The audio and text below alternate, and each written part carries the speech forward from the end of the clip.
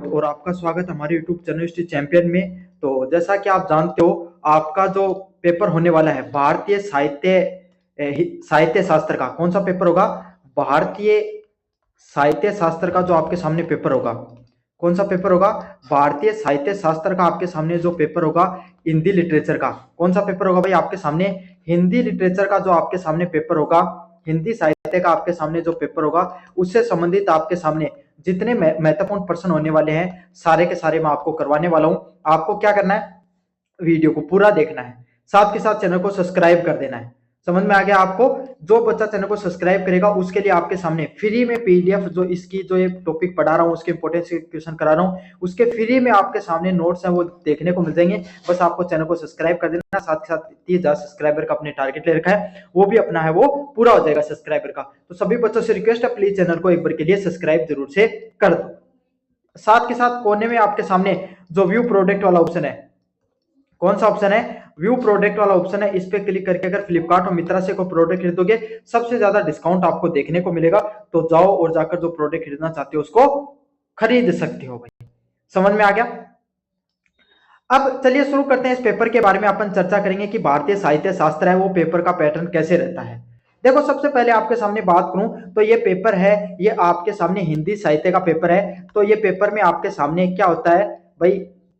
Descriptive paper होगा, लिखने वाला पेपर होगा, और इनमें आपके सामने व्याख्या भी देखने को मिलती है इनमें। लेकिन ये वाला पेपर है, इसमें आपके सामने व्याख्या नहीं देखने को मिलेंगी, क्योंकि इसी प्रकार का कोई सिलेबस है ही नहीं जिसमें कोई व्याख्या से संबंधित कोई टॉपिक हो। समझ आया? ना कोई कविता है, ना कोई कहानी है, रस है, वाच्य है, इस प्रकार के सिलेबस है। तो उसमें व्याख्या के प्रश्न संभावित तरीके से नहीं देखने को मिलेंगे आपके सामने, है ना?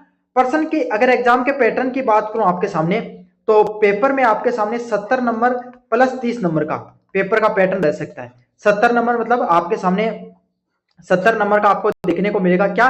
Question answer. क्या देखने को मिलेंगे भाई आपके सामने? क्वेश्चन आंसर का जो आपके सामने जो आपका पेपर है वो आपके सामने कल देखने को मिलेगा, वो 70 नंबर का होगा। और 30 नंबर आपके सामने कॉलेज वाले भेजते हैं। क्या करते हैं? कॉलेज वाले भेजते हैं। तो इस तरीके से आपके सामने जो आपका 70 प्लस आपके सामने जो 30 नंबर का जो आपके सामने कॉन्सेप्ट रहने वाला है, उसमें आपको पास होने के लिए कितने नंबर चाहिए भाई? 36 नंबर चाहिए। कितने नंबर चाहिए? 36 नंबर आपको पास होने के लिए चाहिए। कितने नंबर चाहिए? 36 नंबर आपके सामने आपको पास होने के लिए चाहिए होते हैं। और 3 घंटे का पेपर होगा। कितने घंटे का पेपर होगा भाई? 3 घंटे का आपके सामने पेपर होगा। कितने घंटे का पेपर होगा? 3 घंटे का आपका पेपर होगा। ये पूरा का पूरा पैटर्न होगा। 70 नंबर का लिखने वाला, 30 नंबर का आपके सामने कॉलेज की तरफ से भेजेंगे, 36 नंबर पास होने के लिए चाहिए, और 3 घंटे का आपका पेपर का पैटर्न देखने को मिलेगा। सारा का सारा आपको समझ में आ गया कॉन्सेप्ट किस तरीके से रहने वाला है। अगले वाले कॉन्सेप्टों की बात करें आपके सामने कि पेपर में किस तरीके से प्रश्न आते हैं, तो पेपर में 2 टाइप के प्रश्न आते हैं। जो 70 नंबर का पेपर वो आपको 2 भागों में बटा रहता है, जिसमें आपके सामने एक प्रकार के प्रश्न आते हैं वेरी शॉर्ट टाइप क्वेश्चन, और अगले वाले प्रश्न आपके सामने देखने को मिलते हैं लॉन्ग टाइप क्वेश्चन। कौन से? अति लघुतरात्मक प्रश्न या निबंधात्मक प्रश्न। वेरी शॉर्ट टाइप क्वेश्चन होते हैं वो आपके सामने कितने परसेंट देखने को मिलते हैं भाई? 10%। कितने परसेंट देखने को मिलते हैं? 10 क्वेश्चन आपके सामने देखने को मिलते हैं। कितने क्वेश्चन देखने को मिलते हैं? 10 क्वेश्चन देखने को मिलते हैं। अब 10 प्रश्नों में क्या होता है आपके सामने? अगर लेखक वगैरह का नाम पूछे, क्योंकि आपके सामने रीतिकालीन से संबंधित कोई टॉपिक है, तो एक आध लेखक का नाम पूछ सकता है। एक प्रश्न आपके सामने हो सकता है लेखक का आ जाए। किसका? लेखक का आ जाए। और मैं आपको बता देता हूं, रस का आपके सामने, रस का टॉपिक आपके सिलेबस में, और इससे संबंधित 1-2 रस से संबंधित परिभाषा निश्चित रूप से आएंगी। क्या आएंगी? जो परिभाषा है रस से संबंधित, वो 1-2 परिभाषा जरूर आएगी। तो डिटेल में पढ़ लेना। समझ में आ गया आपको? अच्छे से पढ़ लेना भाई रस की परिभाषाएं। देखो, अगर लेखक का नाम आए, क्या है? अगर ये वेरी शॉर्ट टाइप क्वेश्चन में अगर लेखक का नाम आए, लेखक का नाम आए, तब तो आपको 1 लाइन में आंसर बनाना है। क्या बनाना है? 1 लाइन में उत्तर देकर आना है। वहीं आपके सामने अगर कोई परिभाषा है, क्या है? परिभाषा देखने को मिले आपके सामने, तो परिभाषा का जब आप सॉल्यूशन बनाओगे, तब आपको क्या है? कम से कम 5 से 7 लाइन लिख कर आनी है। कितनी लाइन लिख कर आनी है? 5 से 7 लाइन आपको लिख कर आनी है। समझ में आ गया आपको अच्छे से सारी सारी चीजें? लेखक का नाम आए तब 1 लाइन में, और परिभाषा है तो 5 से 7 लाइन में। लगभग आपके सामने 50 शब्दों की शब्द सीमा आपके सामने देके रख रखी होती है। इसमें गलती क्या करते हैं, ये जैसे ये पेपर आपके सामने, तो बच्चे, ये पूरा पेज होता है आपका, उसमें पूरा का पूरा पेज भर देते हैं। फिर उनके सामने लॉन्ग टाइप क्वेश्चन आते हैं, तो उसमें उनके पास समय नहीं बच पाता है। तो इस प्रकार की गलतियों से आपको बचना है। चलिए अगले वाले प्रश्नों की बात करें तो अगले वाले प्रश्न है लॉन्ग टाइप क्वेश्चन, निबंधात्मक प्रश्न। निबंधात्मक प्रश्नों की बात करें आपके सामने तो 10 प्रश्न आएंगे भी।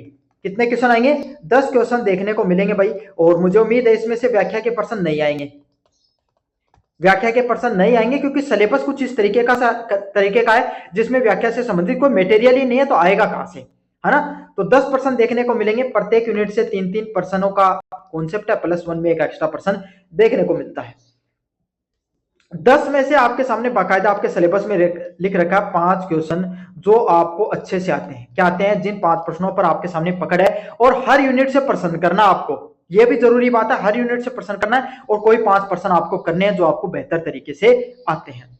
जब प्रश्नों को बनाओ तब भाई कुछ बिंदु आपको ध्यान रखने हैं। क्या है? कुछ बिंदु जिनको आपको मुख्य रूप से ध्यान में रखना है, कुछ पॉइंट्स हैं जिनको आपको अच्छे से ध्यान रखना है। क्या क्या पॉइंट है? पहला पॉइंट है, जब भी आपके सामने जैसे कोई लिखो तो लगभग कोशिश करना परिभाषा, क्योंकि आपका पेपर है इसमें परिभाषा आपके सामने जरूर देखने को मिले, है ना। क्योंकि ग्रामेटिक पैटर्न है, साहित्य से संबंधित पैटर्न, ग्रामेटिक से संबंधित परिभाषा लिखोगे। उदाहरण जरूर दें। क्या दे? उदाहरण, एग्जाम्पल जरूर देना आपको। जब भी कोई लिखो उसको पॉइंट वाइज लिखना है ना। तो पॉइंट आपको जिनको ध्यान रखना है कि पेपर जब प्रश्न का सॉल्यूशन बनाओ परिभाषा जरूर लिखनी है, उदाहरण जरूर से लिख के आने हैं। समझ में आ गया? अगले वाला आपके सामने अगले वाला पॉइंट है, जो उत्तर बनाओ तो उसको पॉइंट वाइज बनाकर आना है। क्या करना है? पॉइंट वाइज बनाना है। जब परिभाषा लिखो उसको पैसेज के रूप में, पैसेज को लिखने का तरीका क्या होता है वो बताऊंगा। और पॉइंट और बाकी की चीजें अगर विशेषता वगैरह बता रहे हो तो उसमें पॉइंट वगैरह आपको जरूर जोड़ने हैं। इन 3 चीजों को आपको अच्छे से याद रखना है। और लास्ट में कोशिश करना है, अगर निष्कर्ष से संबंधित, किससे संबंधित? अगर निष्कर्ष से संबंधित अगर कोई बिंदु बने, निष्कर्ष से संबंधित अगर कोई बिंदु बने तो वो भी बना के आना है। तो लिखने का तरीका यही है, परिभाषा लिखोगे, उदाहरण लिखोगे, पॉइंट बनाकर लिखोगे और निष्कर्ष भी आपको कोशिश करनी है। एक प्रश्न का सॉल्यूशन बनाओगे तब 300 शब्दों में। कितने शब्दों की शब्द सीमा भाई? 300 शब्दों की शब्द सीमा है आपके सामने, है ना। 300 शब्दों का अर्थ होता है 3 पेज आपको कम से कम भरने हैं। कितने पेज भरने हैं? 3 पेज आपको कम से कम भरने हैं। अगर आपके पास टाइम बचे और आपके पास अगर समय सीमा है तो आप 3 से ज्यादा भी भर सकते हो। 3 का मतलब आगे पीछे का एक, दूसरा आगे पीछे का और तीसरा आगे पीछे का आपको भरना है। कुल पेजेस की बात करूं कितने भर सकते हो? काफी बच्चों का सवाल आता है 17 से ज्यादा अगर आप पेज भर देते हो तो आपके सामने एग्जाम में अच्छे नंबर आ सकते हैं। समझ में आ गया ना। एक एक बिंदु बताया है कि कैसे किस तरीके से पेपर को करना है। ये इंपॉर्टेंट क्वेश्चन कोई भी बता देते हैं, लेकिन पेपर को करने का तरीका बताना जरूरी होता है। और पेपर को बनाओ तब एक बार बता देता हूं, यह आपके सामने पेपर है, अच्छे से लिख कर आया करो भाई। ऐसे आप लिख देते हो, एक तो चाहे कम पेज भरो, पेज कम भरो, पर कोशिश करना अगर आपकी हैंड राइटिंग अच्छी है। क्या है? अगर आपकी हैंड राइटिंग अच्छी है ना तो आपके सामने भाई समय लो पूरा 3 घंटे का उपयोग करो, 3 घंटे का उपयोग करो और अच्छी हैंड राइटिंग में नोट्स बनाकर लिख कर आया करो। समझ में आ गया ना। काफी बच्चे क्या करते हैं, बोले मैं तो 2 घंटे में पेपर छोड़ के जाऊंगा। बोले जल्दी कौन जाता पहले? नहीं, 3 घंटा पूरे लो, अच्छे हैंड राइटिंग में लिख कर आओ और एक बार में पास हो जाओ। बार बार पीछे नहीं रहना आपको, इसी चीज के थोड़ी लगे रहोगे जिंदगी भर। कॉलेज में बैग वगैरह कितने पैसे लगते हैं आपके। ये कॉपी है, लिखने का तरीका समझ लो अच्छे से। कॉपी में आपके सामने जाओगे, एक आपके सामने ब्लैक पेन लेकर जाना। आपको क्या ब्लैक पेन लेकर जाना है? ये कॉपी है, इस पे सीधी की सीधी इस तरीके से इधर की साइड में क्या करना, आपको लाइन खींच देनी है। खींच दी। यहां पर आपके सामने जो क्वेश्चन वगैरह जो लिखोगे इधर की साइड लिखोगे हमेशा हेडिंग। यहां भी लिख सकते हो अगर आपके मन में आए, अगर एक्स्ट्रा स्पेस, या यहां पर भी लिख सकते हो। समझ में आ गया? जैसे यहां पर आपने लिखा परिभाषा, क्या लिखा? परिभाषा आपने लिखा, लिख दिया परिभाषा। परिभाषा लिखने के बाद में आपके सामने कम से कम परिभाषा लिखो तो उस पे 7 से 8 लाइन लिखनी है। क्या लिखनी है? 7 से 8 लाइन लिखनी है और नीचे एक उदाहरण भी लिखना है, नीचे एक उदाहरण भी लिखना है। समझ में आ गया? फिर आपके सामने अगर विशेषता वगैरह बनाओ, सेम अगले पेज पे ऐसे जाना है, विशेषता लिखना है और पॉइंट वाइज बनाकर आना है। साफ सुथरा कंटेंट लिखोगे तभी नंबर मिलेंगे। आप में से अधिकतर बच्चों के भ्रम बैठ रखा, जितने पेज भरो भर दो, जितने पेज भरो भर दो। अरे ज्यादा पेज भरने से नहीं, अच्छा लिखने से नंबर मिलते हैं आपको। समझ में आ गया? 3 पेज कम से कम भरने हैं, 2 से 3 पेज के बीच में भी भरो तो भी इनफ है, लेकिन अच्छी हैंडराइटिंग, निमोनिक्स के साथ और बढ़िया तरीके से। आगे का कंटेंट भी आपके सामने मैं अब थोड़ा अपडेटेड कंटेंट लाऊंगा, उसमें और भी बढ़िया तरीके से आपको चीजों को समझाऊंगा। समझ में आ गया ना हर चीज अच्छे से कैसे पूरा कंटेंट आपको बनाना होता है। देखो बच्चों, इंपॉर्टेंट क्वेश्चन बताना कोई बड़ी बात नहीं, 10 जने बताने वाले मिल जाएंगे, लेकिन इस तरीके से समझाने वाला कोई नहीं मिलेगा कि पेपर को करते कैसे हैं। और यही चीजें जरूरी हैं, नंबर लिखने से ज्यादा करने से मिलते हैं आपके सामने बढ़िया तरीके से। यूनिट फर्स्ट का जो पहला है यूनिट फर्स्ट, उसमें आपके सामने रस व ध्वनि सिद्धांत से संबंधित प्रश्न आते हैं। किससे संबंधित? रस से संबंधित और ध्वनि सिद्धांत से संबंधित। ध्वनि के जो सिद्धांत हैं उससे संबंधित आपके सामने प्रश्न देखने को मिलते हैं। प्रश्नों की बात करें, पहला प्रश्न है रस से आपका क्या तात्पर्य है? क्या है रस से आपका क्या तात्पर्य, उसके बारे में बताइए। उसके स्वरूप व भाव से उसके अस्तर को स्पष्ट कीजिए। क्या करना आपको, रस से आप क्या समझते हो, तो मतलब क्या कहा गया है, रस की परिभाषा पूछी है। क्या पूछी है? रस की परिभाषा पूछी है, तो इस प्रश्न में आपको रस की परिभाषा बतानी है। उसका स्वरूप कैसा होता है, कितने प्रकार के होते हैं, और उनके भाव में मतलब अलग अलग रसों को, जैसे श्रृंगार रस हो गया है ना, वात्सल्य रस हो गया, वीर रस हो गया, हर प्रकार के रस में क्या क्या अंतर होता है, तो आपको 2-3 उदाहरणों को जोड़ना है। यहां पर रसों की विशेषताओं के बारे में बताना है। यहां पर जो रस से संबंधित जो प्रमुख आपके सामने आचार्य हुए हैं, जैसे आचार्य मुनि है, उनकी क्या परिभाषाएं दी हैं उन्होंने, उनके क्या शब्द हैं रसों के ऊपर, उसके बारे में भी लिख के आना है। इन्हीं सब चीजों के नंबर मिलते हैं आपको। जैसे आचार्य आपके सामने भरत मुनि ने कोई एक परिभाषा दी है, उसको रट लो, उस परिभाषा को रट लो बाल को, और ब्लैक पेन लेकर जाया करो, उस ब्लैक पेन से लिखा करो उस परिभाषा को। टीचर कॉपी जांच करेगा तब देखेगा कि बच्चा पढ़ कर आया।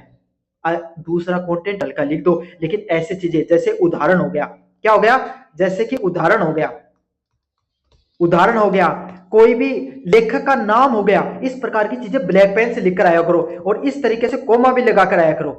समझ में आ गया? ऐसे तो ताकि ज्यादा हाईलाइटेड हो चीजें, टीचर को लगे कि बच्चा पढ़कर आया है। समझ में आ गया? इस तरीके से काम करोगे ज्यादा नंबर आपको मिलेंगे। देखो पढ़ते सभी हैं, लेकिन आजकल भाई स्मार्ट टाइम है, स्मार्ट तरीके से पढ़ोगे तो ज्यादा नंबर आपको मिलेंगे। क्या पढ़ना है, कैसे पढ़ना है, मेरी जिम्मेदारी है। कैसे पढ़ाना है ये मेरी जिम्मेदारी है, कंटेंट फ्री में देना मेरी जिम्मेदारी है, सब काम मैं कर लेता हूं, आपका काम है चैनल को सब्सक्राइब करना। 30K का सब्सक्राइबर का टारगेट है। आप सब बच्चे भाई, आपका काम सब्सक्राइब करने का, आप ये काम भी अच्छे से नहीं करते हो, करो भाई, खुद सब्सक्राइब करो, अपने दोस्तों से भी सब्सक्राइब करो, पकड़ पकड़ के करवा दो। रील तो बहुत भेज देते हो आप, चैनल को सब्सक्राइब क्यों नहीं करवाते? करवाओ भाई चैनल को सब्सक्राइब। अगले वाला प्रश्न है, रस निष्पत्ति की प्रक्रिया को स्पष्ट करते हुए विभिन्न आचार्यों के मतों का विवेचना कीजिए। क्या करना है, रस की उत्पत्ति की प्रक्रिया कैसे हुई, कैसे निष्पत्ति होती है रस की, उसके बारे में बताना है। और देखो ये आ गया ना, देखो समझो अच्छे से, पहले ये वाला बिंदु को स्पष्ट तरीके से बताना है, फिर जो अलग अलग प्रकार के आचार्य हैं, क्या है, अलग अलग प्रकार के जो आचार्य हैं उनके क्या विचार हैं, समझ में आ गया, उसके विचार बताओ। फिर आप क्या करना है, क्योंकि भाई उनके विचार तो 2-3 के बता सकते हो, आप सबके याद नहीं रहेंगे, तो उनके विचार लिखा, फिर आपके सामने आप ना अपना भी मत जोड़ दो उसके पीछे। समझ में आ गया? जैसे आप भरत मुनि ने कोई बात की, आप उसको कोटेशन लगाकर लिखो, फिर क्या करो, आप 5-7 पॉइंट अपने तरीके से भी ऐड कर दो उसमें। इस तरीके से लिखोगे तब अच्छे नंबर आपको मिलते हैं। अगले वाले प्रश्नों की बात करें, ध्वनि का स्पष्ट स्वरूप स्पष्ट करते हुए सीधी बात है परिभाषा पूछिए। क्या पूछिए, परिभाषा पूछिए, ध्वनि का रूप स्पष्ट करो, और उनके प्रमुख भेद कौन से होते हैं, क्या होते हैं, इनके प्रमुख भेद कौन से होते हैं भाई आपके सामने, उसके बारे में सह उदाहरण बताना है। क्या करना आपके सामने, सह उदाहरण, आपको भेदों को भी बताना है। क्या करना है, सह उदाहरण आपके सामने भेदों को भी बताना है कि कौन कौन से भेद होते हैं उनके बारे में बताना है। और देखो ये दिख गया ना शब्द, ये क्या है, उदाहरण।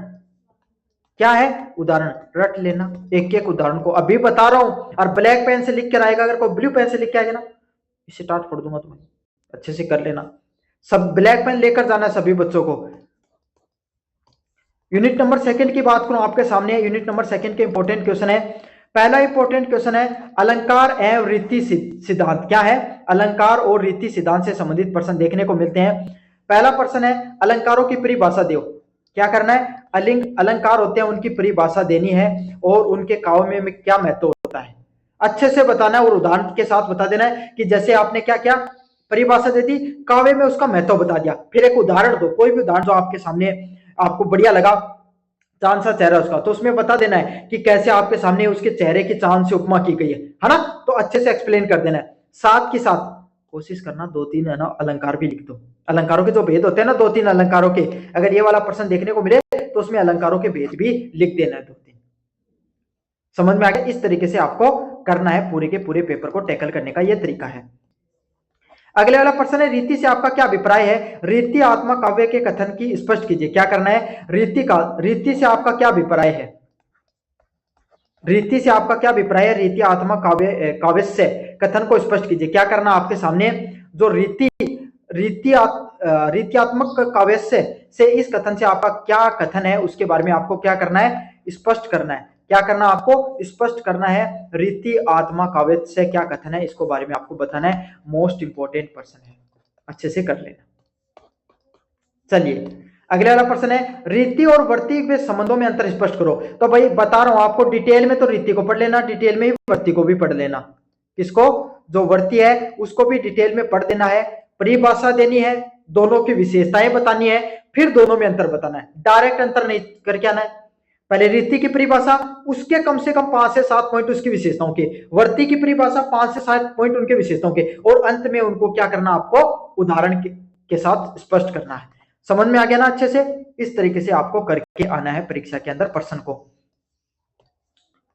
अगले वाला प्रश्न यूनिट नंबर 3, व्युत्क्रति और औचित्य सिद्धांत से संबंधित प्रश्न आते हैं। किससे संबंधित? व्युत्क्रति और औचित्य सिद्धांत से संबंधित प्रश्न आते हैं। पहला है, व्युत्क्रति से आपका क्या अभिप्राय है?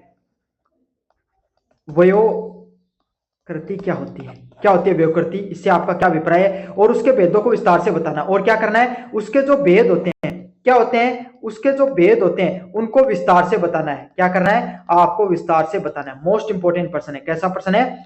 मोस्ट इंपोर्टेंट प्रश्न है, एग्जाम में बारंबार देखने को मिलता है। क्या देखने को मिलता है? एग्जाम में बारंबार देखने को मिलता है। व्युत्क्रति के उदाहरण और उसके सामने जो भेद होते हैं उनको विस्तार से अपन वर्णन करना है। मोस्ट इंपोर्टेंट प्रश्न है। कैसा प्रश्न है? मोस्ट इंपोर्टेंट प्रश्न है, एग्जाम में बारंबार देखने को मिलता है। चलिए अगले वाले प्रश्न की बात करें, औचित्य को परिभाषित करते हैं, उनके भेदों के महत्व के बारे में बताइए। क्या करना है? औचित्य को परिभाषित करना है।